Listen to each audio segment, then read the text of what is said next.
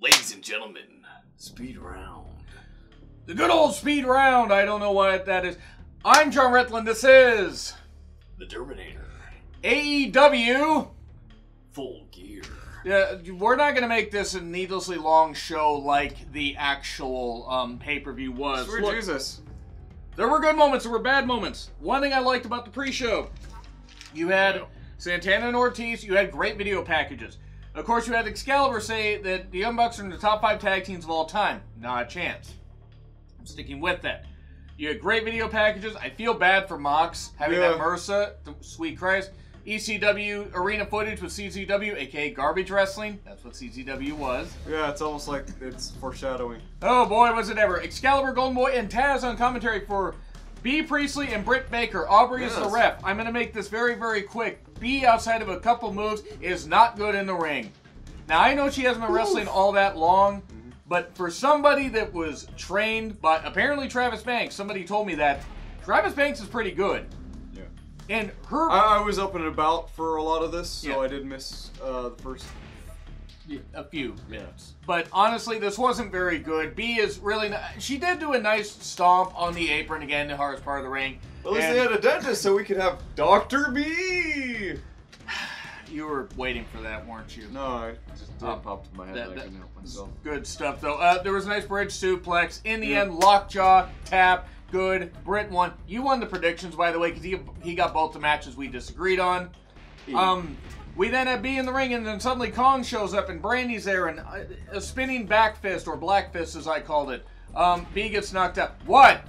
We were all thinking, just me, right. Look, they cut off a piece of her hair, and apparently Brandy's doing some voodoo thing. Maybe she can summon up some wrestling ability and some charisma, because she sure as fuck doesn't have any of that. I summon the spirits of the immortal dentist! Look, Brandy is trying, and I'm sure she means well, but she's not a good character. She's worse than Stephanie, as far as a character. She is. She's close. Close? No. Oh, okay. She doesn't belittle every member of the talent that she meets. That's fair. And then doesn't get comeuppance. But that's fair. But Brandy, my problem is I don't find Brandy interesting. Okay, you're right. Excalibur and JR on commentary for the opening. We have opening video package. The Bucks, Santana and Ortiz. Rock and Roll Express at ringside. Well, I mean... I wonder why. Yeah, we find out later. Look, this match was good. This is a tale of every AEW pay-per-view. You don't need to make every match 20 minutes. No. Now, there were a couple matches that were shorter. That was nice. Unfortunately, it was foreshadowing for the main event. God. This had some good stuff. There was a nice double submission spot with LAX having the Bucks in there. There was some really, really good stuff. The ref didn't There was some really weird selling, too. One thing by... Was it Ortiz? Is Ortiz? One of the two. Whichever, It wasn't very smooth, if it was Santana. It was... Nice. Of course, JR stating the obvious here. JR was objectively awful on commentary tonight. Now, maybe he didn't want to be there. I know he's got health issues. I know he's just bad. And Excalibur is good, but he needs somebody to work with him. It's a shame Tony Schiavone couldn't be there. He needs a color commentator. Tony Schiavone was at, I believe, the Georgia Bulldogs game. Yeah. Okay, makes sense. He's got other commitments. The match is good. There was the gum spot, which I hated. That was fucking stupid. Anybody that does it, it's fucking stupid, but whatever. These are both good teams. Street Sweeper, it was, of course, because they're Hispanics. That's why they got to call it that. For the win. That's probably why somebody gave them that thing. But anyway, look. This isn't WWE. That's true. They're not riding lawnmowers. Santana and Ortiz win. The match was good for what it was. The Bucks did have some good stuff. Whichever Jackson it is that has the balding thing, please think about cutting your hair. Yeah. You know, just embrace it.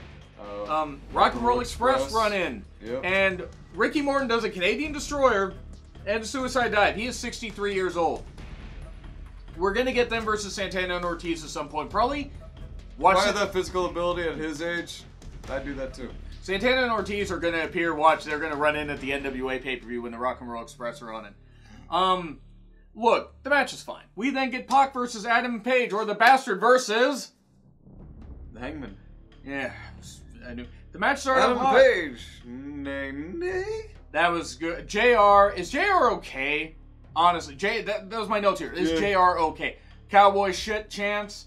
Pac grounds with a bit. There's a brainbuster outside on a chair. Ow. Hangman's back was all beat up. There was some good stuff. The fall away toss off the top. There were some good moves in this. And the end, Deadeye, 1, 2, 3. Yep. Paige gets the win, which shocked me. You called it, though. And then we get, after that, John's favorite match of the night. Spears and Janela, no more garbage wrestling. I want to know where that shirt is. If Spears has that on Pro Wrestling Tees or is selling that on his own website, I will buy that. Because Janela is garbage. Now, is he a terrible human being? No, he's not a terrible human being. He's just garbage wrestler. He hits the apron, taking an unnecessary bump. He's not going to walk by the time he's 4. He was sloppy. A spike pile driver outside that Tully Blanchard helps with, and the DVD for 3. Hooray! Yep. Kip Sabian interview with Penelope. We're getting a feud because it was Janela's ex. Right. SCU Lucha Brothers Private Party 3-way tag title match. What do you think? You like it? Yeah, I liked it. I mean, it's always good to see Private Party. Mark Quinn is tremendous. Cassidy with that freaking yelling. The good Cassidy that they have on their roster. I agree with you. Quinn's a freaking star. This was good stuff. I enjoyed this. Yes. Problem is, it was just moves for the sake of moves after a while. Everybody was just doing their stuff, and everybody worked well together. Don't get me wrong. This was very, very, very well done. But by the end of it, after SCU got the win. Yep. I was seeing double. There were 4 pentagons. No, there were 2 pentagons. But and he hit a strangely familiar STO, and then the Angel's Wings, and it was Repo Man under the mat. It was bad. Just because you're bald doesn't mean you can act like Simon. I'm not nearly as charismatic and not nearly as cool as Simon. You are absolutely correct.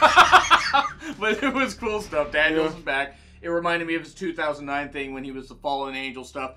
So here's where we're going to get to a little more discussion on a couple things, since we're kind of blitzing through some of this, because some of this pay-per-view felt like filler. No. Hold on. Yes. Christopher Daniels disguised himself as Pentagon, right? Yes. Who did Jericho disguise himself as that one time? Pentagon. Yes. Pentagon cosplay. So, we get Riho and... what? I realized where he got the idea from. Well, that's true. Riho and Emi Sakura. The 269th match they've had. Nice. Yeah. Emi was very emotional. This obviously means a lot to her. She helped train Riho. I need to get that tinnitus checked out. Damn. What? Sorry. Was it me? Am I yelling? Yeah. Oh, sorry. This was good. Yeah. This was good. I enjoyed this stuff. I'm kind of hyped up about some of this because there was some shit that was bad. This was a good match. Good submissions. A snap backbreaker. Yeah. And stomps aplenty. Yes. But what finished her off? 98 pounds of her. Yeah, but what move did Riho use to win? The most dreaded move in all of professional wrestling. It was the dreaded roll-up. Yes. That's what I was saying. Right. Riho retains. Show respect at the end. Yeah. The match was good. And now the match that should have been the main event. Cody Rhodes versus Chris Dad Bod Jericho. Yeah, look, I'm not in great shape, but Jericho needs to Aubrey is the ref, which was a smart call, because she is the best referee going in wrestling. Sorry to any of the indie refs that we deal with. Arn, Dean, and the Great Muda at ringside. Yeah. Keiji Muto. Cody's pyro entrance, and the crowd singing along with his theme. That was cool. Well, I mean, at least some of the crowd, not all of the crowd. His mom was in the crowd, and a family friend, I assume. I don't know who. MJF in Cody's corner. We get Hagar in Jericho's corner. And basic wrestling, it does build slowly. I was worried they were going to go the 60-minute time limit, which means I'd be cutting the review at home because we don't have a lot of time. Yeah. But Cody focused on the elbow, took the juice effect. That was some nice psychology. The ramp bump. Oh, dear God. Cody goes to do a dive. He hits his head, and he gets cut open bad. It's like it just scraped some of that skin, and just like scraped it where it's like you could tell he's going to require about, I'd say, 6 stitches. If not 10 or more, probably, depending on how 6 severe to the 8. cut. Yeah, that was something. And he was bleeding severely. Well, I mean, this required 8 stitches when I got cut open. I remember that because I was like, where the hell's Chris? I am bleeding. So that was a bad hard way. Making him the loser. Yeah, that was bad hard way, though. That was really, really bad. Yeah. Jericho kept focusing on the ribs and the head, so it was nice stuff. He kept making sure not to hit the cut. Smart move. Yes, because, Jericho is nothing if not a professional. We get a He Lion... never loses his championship. No, a Lion Salt. Going almost... Oh, yes, the Lion Salt from one side of the ring to about past the halfway point of the other. At 49 years old. Yes. Impressive. Happy birthday, Chris Jericho. Happy birthday. So we get we get some mom stuff where the mom slaps Jericho and says "fuck you," that was pretty good. That was pretty good stuff. We then get Hagar being removed. Yeah. But not before he hits Cody, and then he beats up MJF, which kind of foreshadows what we're going to see a little bit later. Title to the head, but just 2. Jericho pretending that he was also down, but that makes the cover, but doesn't quite work. Big old crossroads. The crowd wanted Cody to win. They're this close. They're so invested. Oh, and then we'll get to something. Codebreaker out of disaster kick for 2. Lion Tamer off the ropes, and Cody gets to the ropes, and then a Lion Tamer, and he sits down like old school Jericho, and Cody's out. MJF has the towel. He doesn't want to do it. Yep. And he throws in the towel. And oh boy, the crowd was mad. They were mad. They were fucking mad. Oh yes, but it gets better. It does get better. We have Jericho retaining a whole "you fucked up" chance, and then they're staring down, and MJF's like, I'm sorry, this kind of stuff, and Cody's like, it's okay, but then, boom, he just kicks him right in the nuts. MJF kicks Cody in the nuts. That's a kick, folks. Yeah, well, I can't kick with my foot right now. So, MJF has turned on Cody. Yes. This is a smart move in this case. You're going to build to something where you're going to have Cody eventually get another shot. And this is a moment where it was completely expected that he was going to turn on Cody at some point. Yes. But they kept teasing, they kept egging it, they kept just going along with it. So the crowd would be really... They would really pop for when it happens, and they did. But, oh boy, and that's the thing, the crowd was so ready for it, and they were still mad. He got shit thrown at him. And security was quick to get that guy. Yeah, you pay for a front row seat, and you throw something at the talent. Congratulations. You're the biggest dumbass of the night. I really hope you get your arms broken, going Next to jail. Kenny Omega and John Moxley, because Which sweet we're Jesus gonna Christ. get to here.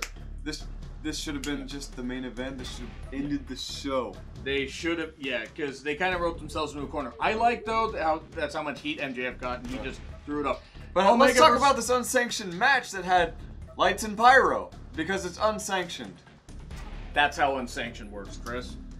This starts off with a bunch of brutal fisting by both guys, and it goes outside. We get a trash can stomp, and then we get, of course, JR had one good line. Get that guy another beer. That was like the one good line. It was after Kenny had taken one of the audience members' beer and just smacked it against him. We get some barbed wire stuff with the barbed wire bat and the barbed wire. Sorry. No, not you. And the just barbed wire. Barbed wire. Yeah, and the barbed wire mop. I can't help my tinnitus, so. I know, and I'm sorry, I have it too. This is just bad. Yeah. It was just because you had Omega getting cut across the back and the chest and stuff like that, and then in the arm, and you had Mox getting cut around the neck. Around the neck. We kind of need our necks. I'm sorry, guys. We sort of need our necks.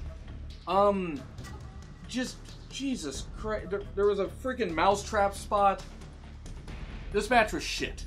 I'm sorry. It was objectively It was all the bad. hardcore bullshit that you would have expected, but a lot of chain usage, some glass usage. I can't stand to watch this. JR says at one point, I agree. I know that there are people that watch my channel. Barbed wire net. Yeah, which we'll get to here in a bit, but I can't stand to watch it. I know there are people that like CCW, ECW, they like the hardcore stuff. That's fine. There's a limit. It was cringe-tastic, and it went on for far too long. This should have not been... I understand why they made it the main event. You said they should have had it on the buy-in. Because guess what? You could have had it on the buy-in, which meant that, you would have said it where people couldn't follow the stuff, but then it would have been like, oh, this doesn't count, only the main card counts. And they could have killed each other. Now, granted, it would have taken a while for them to clean this up. Sure. They have plenty of time to run promos. Yeah, but they wrote themselves into a corner because Jericho versus, Cody should have been the main event. Yeah. And they really fucked it up here. Yeah, you've got the chain usage, more glass usage. You have glass in the mouth. No. You have, barbed wire bed on the stage, a spider bed web thing, and they go into it, and then it just carried on, and then they go through that box. They're back in the ring. The boards are exposed, and finally a paradigm shift. 1, 2, 3. That was after Omega had hit a paradigm shift of his own on Mox. The Man Bros. It just yeah. Every match felt like it went on for too long. C+. C+. We were at a B. Yeah. This match drug it down. There were a couple other matches that drug it. The fact that Janela got on the main card. But to me, it was not the worst match of the night. No. I totally agree with you there. But yeah, just when some matches go on too long. It was just, no. B plus, or C plus, I mean. C plus could have been a B. Yeah, we're going to put the poll up there. And if you see the pluses, you can grade along with us. Leave a comment down below. Like the video. Hit subscribe. Hit the bell. We back. Upload every week. I will be doing a New Japan San Jose Showdown review, maybe tonight or tomorrow, depending. Anyway, I'm John Rithlin. This is The Terminator. And we are done with our review of Full